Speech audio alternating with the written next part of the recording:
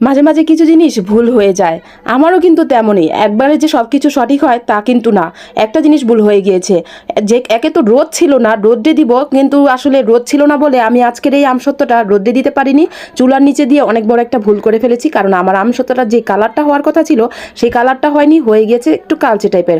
যাই হোক, খেতে কিন্তু অনেক মজা হয়েছে। আজকে আমি আমসত্ত্ব বানিয়েছি অনেক মজা করে, আর এই আমসত্ত্বটা কিন্তু অনেকটা ম্যাঙ্গো বারের মতো হয়ে গিয়েছিল, অনেক ভালো লাগে। আমি নেক্সট টাইমে যে ভিডিওটা নিয়ে আসবো সেটা আমি ইচ্ছা আছে যে আরও সুন্দরভাবে সব কিছু ক্লিয়ারভাবে করব।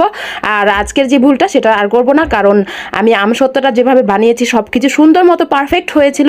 বাট আমি একটা ভুল করে ফেলেছি, যে চুলার নিচে দিয়েছি, রোদ উঠে নাই আর বাতাসেও শুকা ছিল না, তাই ভাবলাম যে তাড়াতাড়ি কীভাবে চুলার নিচে দেওয়া যায় আর তাড়াতাড়ি সব কিছু কীভাবে করা যায়। কারণ যেহেতু আমি ভিডিও করব, আমার আর সই ছিল না, আর কখন খাবো সবাই, যেহেতু টক মিষ্টি ঝাল এই আমসত্ত্বটা ভীষণ মজা। তো আমি আমসত্ত্ব বানানোর জন্য এখানে আমি প্রথমে 5 ফোড়ন আমগুলো সিদ্ধ করে নিয়েছি, আর সিদ্ধ করতে করতেই সব কিছু গলে গিয়েছে সুন্দরভাবে। তারপর আমি একটা চালনি দিয়ে ভালো করে ছেঁকে নিচ্ছি। তারপর আমি ওখানে যে প্রথমে দেখিয়েছিলাম শুকনো মরিচ আর 5 ফোড়ন ভালো করে গুঁড়ো করে নিয়েছি। তো ভালো করে এই তো চালনি দিয়ে ছেঁকে নিয়েছি, তারপর একটু হাত দিয়ে চেপে চেপে দিয়েছি, যেহেতু এই খুচুন দিয়ে একটু দেরি হয়ে যাচ্ছিল তাই আমি হাত দিয়েই পরে করে নিয়েছিলাম। তো এখানে যে আমের বোড়াগুলো রয়ে গিয়েছিল সেগুলো ফেলে দিয়েছি। এই তো সুন্দর মতো সব কিছু হয়ে গিয়েছে। এখন আমি আমসত্ত্বর বাকি প্রসেসিংটা করব। আমার আজকের এই আমসত্ত্বটার রেসিপিটা কিন্তু টক মিষ্টি ঝাল সব কিছু মিলে ঝিলেই হয়েছে। অনেকে আছে ঝালটা কম খায়, আমি একটু ঝালটা বেশি দিয়েছি, সব কিছু পারফেক্টই দিয়েছি। অনেক মজা হয়েছে, খেতে মজা হয়েছে, কিন্তু দেখতে একটু কালচে টাইপের হয়েছে, কিন্তু তাতে কোনো সমস্যা নেই, খেতে তো মজা হয়েছে। কিন্তু আসলে আমার একটা কাছে একটা জিনিস, যে দেখতে সুন্দর হতে হয়, খেতেও মজা হতে হয়, মানে সব কিছু মিলে পারফেক্ট থাকতে হয়, আর আমার কাছেও ভালো লাগে। তা যাই হোক, আমি নেক্সট টাইমে আরেকটা অন্যরকমভাবে চেষ্টা করব, ইচ্ছা আছে।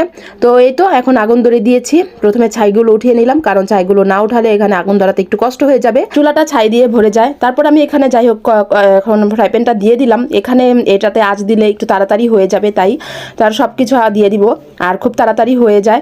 আর এই আমের আচার বানাতে কিন্তু তেমন সময় লাগে না, জাস্ট শুকাতে সময় লাগে। যদি রোদ না ওঠে তাহলে তো অনেক কষ্ট হয়ে যায়, আর রোদ না হলে তো অনেক কষ্ট, মানে অনেক কষ্ট।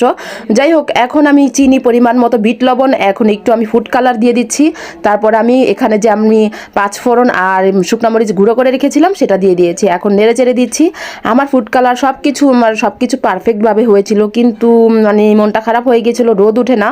মানে এখন কিন্তু আমি লাইটটা ধরিয়ে নিয়েছি। আমি সচরাচর এখানে রান্না করলে লাইটটা ধরাতে হয় না, কারণ উপরে আকাশে যে আল্লাহ রহমতের একটা আলো, মানে সেটা কি বলবো, এই জায়গাটা এমনিই অনেক আলো থাকে, আর লাইট ধরাতে হয় না। কিন্তু এখন দেখেন আমি লাইট ধরিয়ে কাজ করছি, কারণ আকাশ কিন্তু অনেক মেঘ, আর আমার মন খারাপ ছিল, কারণ আমি রোদে দিতে পারবো না এটা ভেবে। রোদে দিলে খুব সুন্দর হতো কালারটা, আর চুলার নিচে দিয়ে আমি আসলে কালো বানিয়ে ফেলেছি। আপনারা এই ভুলটা ভুলেও করবেন না, কেউ তাড়াহুড়া করে কিছুই করবেন না। রোদ উঠলে অন্তত এই আচারগুলো বানাবেন। দেখেন সব কিছু কিন্তু পারফেক্টভাবে সুন্দরভাবেই হয়েছিল। তো আমার বোন এখানে হেল্প করছিল। কেমন হয়েছে আজকের রেসিপিটি সবাই অবশ্যই কমেন্ট করে জানাবেন, আর আজকে সবাই একবার হলে এগুলো ট্রাই করবেন, যেহেতু আমি সিজন। সবাই অবশ্যই আমার চ্যানেলটা একটি সবাইকে সাবস্ক্রাইব করার অনুরোধ রইল, আর আমার পেজটিতে একটি ফলো দেওয়ার আসার অনুরোধ রইল, আর অবশ্যই সবাই লাইক দিয়ে কমেন্ট করবেন। আর জানি না, কথা বলতে পারছি না কেন জানি, কথা আসছে না, কি জানি, আচারটা আমার এখানে মন খারাপ হয়েছে নাকি এই জন্যই কি জানি, বলতে পারছি না। তো এখন দেখেন সুন্দরভাবে সব কিছু হয়েছিল, বাট কালচে হয়ে গেছিলো চুলার নিচে দেওয়াতে। সব কিছুই পারফেক্ট হয়েছিল, আর কালচে না হলে কিন্তু দেখতে অনেক সুন্দর লাগতো, আর খেতে কিন্তু অবশ্যই অনেক মজা হয়েছে। তো সবাই ভালো থাকবেন, আর সব স্বপ্নের পথে পাশে থাকবেন, অবশ্যই আমাকে সাপোর্ট করবেন, আমি যাতে আরও সুন্দরভাবে ভিডিও নিয়ে আসতে পারি, সুন্দরভাবে চেষ্টা করতে পারি, সুন্দরভাবে সব কিছু করতে পারি। সব কিছু জীবনে যে সব কিছু সবসময় পারফেক্ট হয় তা কিন্তু না, কিছু কিছু জিনিস মাঝে মধ্যে আছে যে ভুল হয়ে যায়, আমারও এমন হয়েছে, অনেকেরই হয়, আর সবাই যে একেবারেই সঠিক তা কিন্তু না। তো সবাই ভালো থাকবেন, সুস্থ থাকবেন, স্বপ্নের পথে পাশে থাকবেন, আমার জন্য দোয়া করবেন, আমি যাতে অনেকটা এগিয়ে যেতে পারি। আল্লাহ হাফেজ।